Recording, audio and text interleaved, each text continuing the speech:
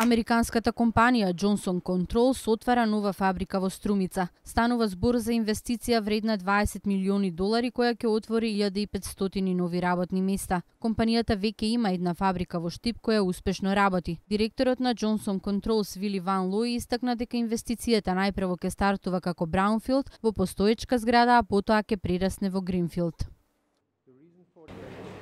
Причината за оваа инвестиција е тоа што ние се соочувавме со капацитетски предизвици во Европа и по извршените истраги на пазарот и по проверката на успешните капацитети дојдовме до заклучок дека она што треба да го направиме е да инвестираме токму тука.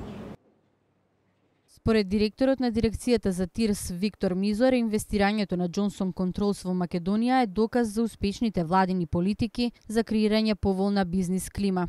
По трет пат Johnson Controls е инвеститор во Македонија и по трет пат се започнува изградба и адаптација на сето она што е потребно да се една зона да биде функционална според нивните најави и потреби за нова инвестиција. Тоа се случи првобитно во Скопје во 2006 година со првата инвестиција на Johnson Controls електроника.